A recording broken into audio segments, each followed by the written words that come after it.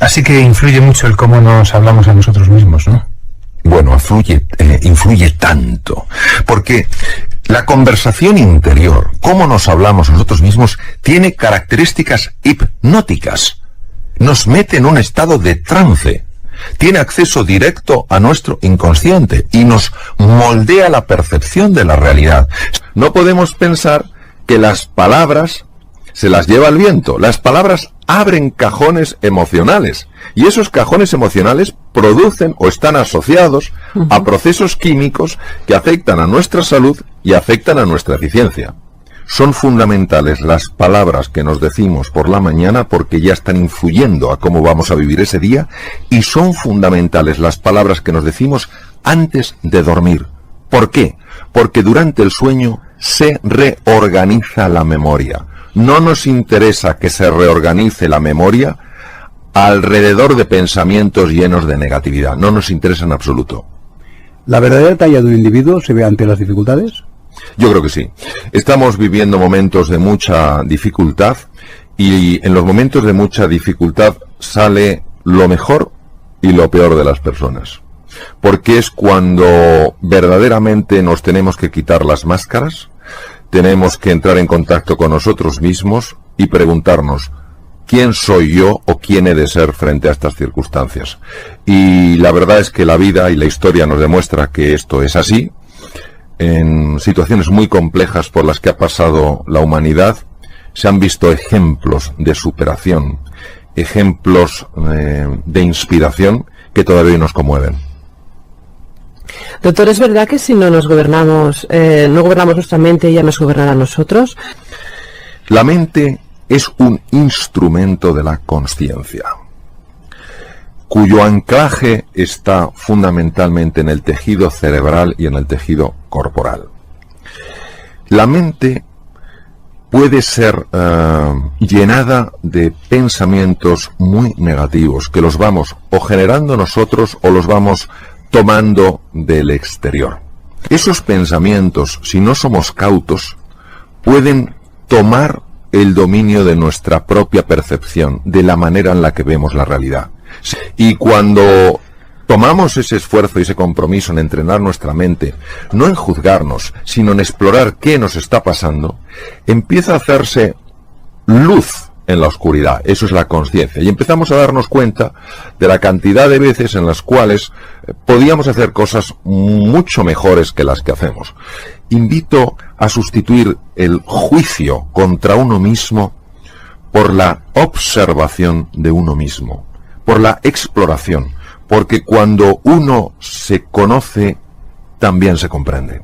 Los seres humanos estamos muy en el modelo de pensar que los procesos de cambio personal, que los procesos de transformación tienen que ocurrir en un instante. ¿Y qué pasa? Que no tenemos la paciencia para seguir trabajando sobre nosotros mismos, ni la confianza para aguardar que en un momento, el más inesperado, ese trabajo aparecerá. Cuando nosotros aceptamos que los procesos en el ser humano son complejos y llevan su tiempo, tenemos paciencia. ¿Qué es la paciencia? La paciencia sencillamente es adaptarse al ritmo natural de las cosas. Y la paciencia es amarga. Lo que pasa es que su fruto siempre es dulce. ¿Hasta qué punto el agradecimiento puede resultar sanador? Creo que la emoción más saludable que existe es el agradecimiento, es la gratitud. Nos acostumbramos a tener vista, nos acostumbramos a tener oído, a poder hablar, a poder leer, a podernos comprar algunas cosas, a poder comer todos los días o casi todos los días, a estar más o menos calentitos, y ya esto lo damos por supuesto. Y a veces tenemos que mirar atrás y ver personas que tienen la misma dignidad que nosotros, incluso que se han esforzado mucho mejor o mucho más que nosotros, y no gozan de nada de eso. Entonces, el agradecimiento es sencillamente levantarte por las mañanas y decir, bueno, por supuesto que en mi vida no todo es perfecto, por supuesto que en mi vida hay cosas que no me gustan y cosas que tengo que mejorar. Hay tantas cosas por las que tengo que agradecer. A través de las creencias limitantes o disfuncionales, como dices tú, construimos un mundo personal más estrecho, amargo e infeliz. Claro, las creencias de las que estamos hablando no son simples ideas. El filósofo José Ortega y Gasset decía que tenemos ideas y en las creencias estamos. Son formas de estar en el mundo. Si yo tengo ideas muy fijas de mí mismo, ideas muy fijas del mundo, yo estaré respecto a mí mismo y respecto a los demás, no en base a las posibilidades que esas realidades me ofrecen, sino a esas creencias que estrechan mi percepción. El gran desafío de estas creencias es descubrirlas porque están implantadas en el inconsciente.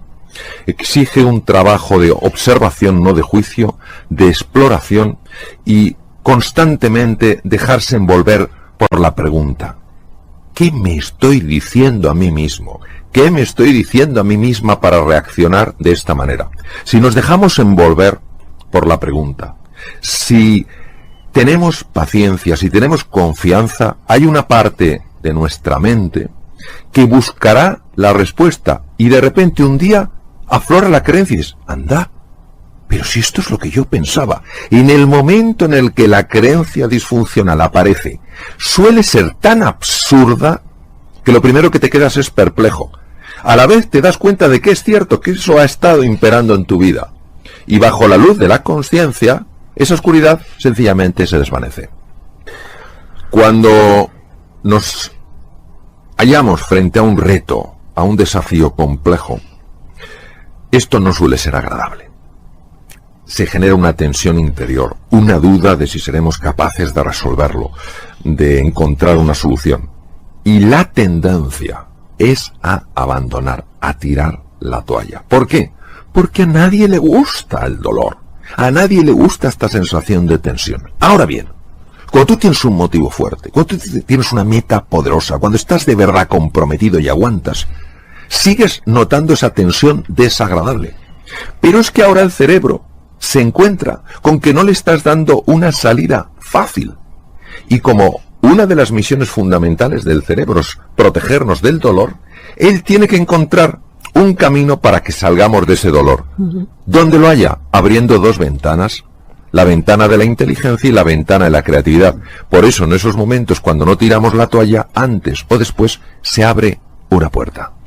Hay muchas seducciones, hay muchas fascinaciones en las cosas, hay muchos estímulos que de entrada nos lo prometen todo, y es muy fácil dejarse arrastrar, es muy fácil dejarse seducir, es muy fácil dejarse fascinar. Por eso necesitamos esa libertad y decir: a ver, este estímulo me está invitando a dar de mí lo mejor, a crecer y evolucionar como ser humano, y recordemos que crecemos y evolucionamos con los demás, en el encuentro, no en el egoísmo, sino en el encuentro. O por el contrario, me está llevando a un proceso donde poco a poco voy a perder el sentido de quién soy en realidad. Por eso no es una vigilancia desde la angustia, no es una vigilancia desde la obsesión, desde la preocupación, es una vigilancia desde el estar alerta. Lo mismo que estamos alertas, o podríamos estar alerta en relación a lo que comemos, en relación a las compañías que tienen nuestros hijos. Lo mismo necesitamos estar alerta acerca de estos estímulos. Si estos estímulos verdaderamente están fomentando el ejercicio de nuestra libertad y nuestro ideal de plenitud, o por el contrario, nos están empequeñeciendo, nos están transformando en objetos. Hay estados de ánimo que nos elevan a lo mejor de nosotros mismos. Cuando nosotros estamos desde esa atalaya, vemos las cosas con más claridad. Vemos posibilidades en el futuro que nos ilusionan y nos entusiasman. Nos sentimos más cerca de los demás. Somos más generosos. Somos más compasivos. Somos más comprensivos. Tenemos más energía, más creatividad, más claridad. Sin embargo, cuando tenemos un estado mental que nos hunde, tenemos menos capacidad de ver con perspectiva, nos tornamos irritables, nos centramos exclusivamente en nosotros, vemos a los demás como cosas, como objetos que nos pueden ayudar a conseguir las cosas o que nos las están dificultando. Por tanto, cambia por completo la relación que yo establezco conmigo mismo y con el mundo. Nosotros podemos tener un impacto tremendo a la hora de alterar nuestros estados mentales. Por supuesto, las circunstancias afectan, influyen. Lo que no hacen es determinar. Víctor Hugo, una de las cosas que dijo fue que la tragedia de las personas no es que nos vamos a morir, es que no sabemos cómo vivir. Porque cuando nosotros nos vayamos a donde nos vayamos, después de estar en este planeta azul, verdaderamente nos daremos cuenta de lo que es importante en la vida. Si eso va a ser importante en el momento de morir, ¿por qué no es también importante en el momento de vivir? La vida es una escuela para recordar lo que ya somos. Y en nuestro interior, nuestro ser, es unidad, es bondad, es verdad y es belleza. Cuando buceamos en el océano de nuestro cerebro a través de la meditación, ¿qué nos podemos encontrar? ¿De qué podemos ser capaces? En mi experiencia personal hay dos grandes dimensiones que se abren cuando uno hace el viaje interior. La primera de estas dimensiones es el descubrir aquellas cosas de las que no te sientes orgulloso y que están lastrando tu vida. Tienes que entrar en contacto con lo que se denomina la sombra, la parte oscura, la parte que uno se ha negado a sí mismo, y es muy importante abrazarla, no rechazarla, no temerla, no huir de ella, no quedarse bloqueado ante ella, porque es curioso, esta sombra no es el resultado de la maldad inherente del ser humano, sino del profundo desconocimiento de quiénes somos en realidad. Y cuando uno abraza su sombra, es decir, abraza a ese niño herido, a esa niña herida, que se ha sentido pues no suficientemente querido, que no se ha sentido suficientemente valorado, en ese momento empieza un proceso precioso que es la sanación interior, es decir, la sanación desde dentro y la transformación del corazón, porque el corazón despierta. La segunda dimensión que nos encontramos y que es verdaderamente asombrosa es una dimensión de recursos y de capacidades que jamás imaginamos que podríamos tener.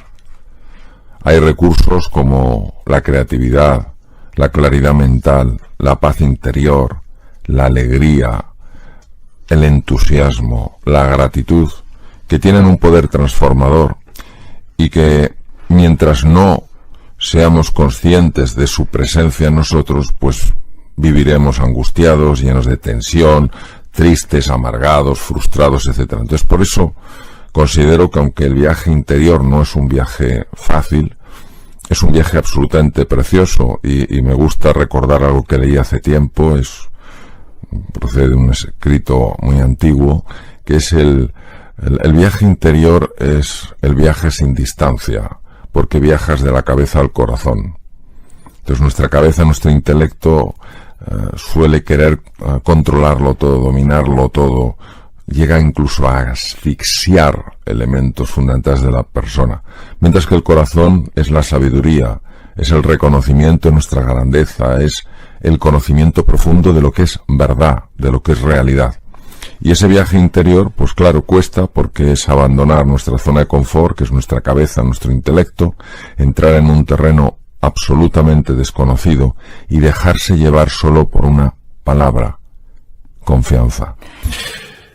Todas las prácticas de silencio bien llevadas, se sabe perfectamente que cambian la arquitectura cerebral, pero además en tiempos que jamás se hubiera considerado posible. Se sabe también que potencian el sistema inmune, que es fundamental para hacer frente a cualquier tipo de enfermedad. Una persona que sea agradecida, que es otra forma de cavar en esa mina, una persona que sea agradecida es una persona que regula mucho mejor su tensión arterial y mucho mejor sus cifras de glucosa. Entonces, en el ser humano está perfectamente entretejida su dimensión física, anatómica, fisiológica, con su dimensión mental y su dimensión trascendental.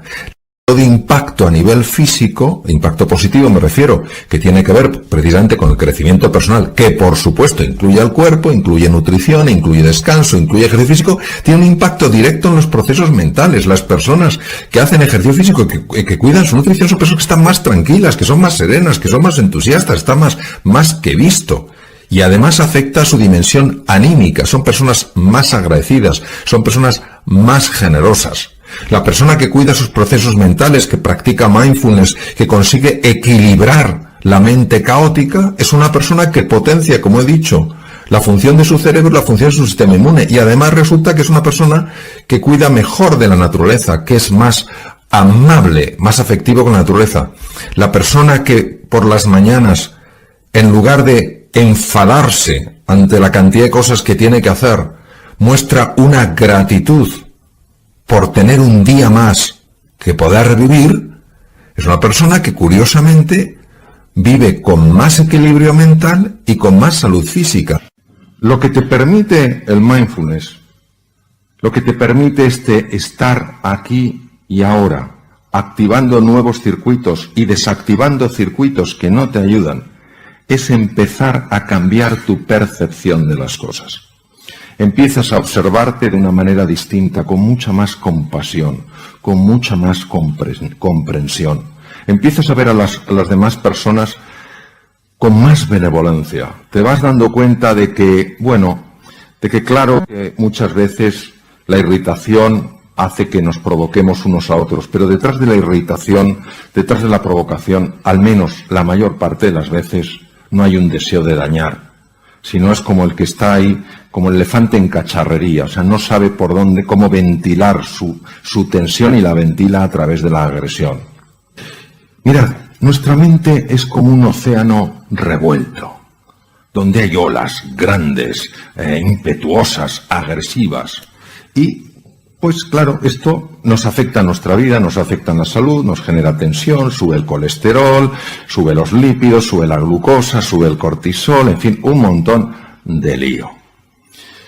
Cuando una persona se va sosegando, cuando una persona se va calmando, es como si pasara de la superficie del océano con esas ondas, con esas subidas y esas bajadas, a un espacio un poquito por debajo. Entonces ya estás debajo, ya estás en el agua, ya te has sumergido, no estás muy profundo, pero miras hacia arriba y aunque sientes la agitación de las olas, no te están afectando tanto.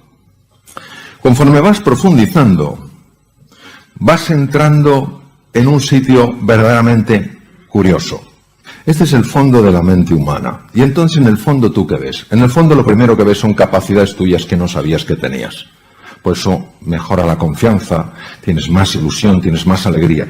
Y también descubres aquellas cosas que están impactando negativamente en tu vida y que no sabías que tenías.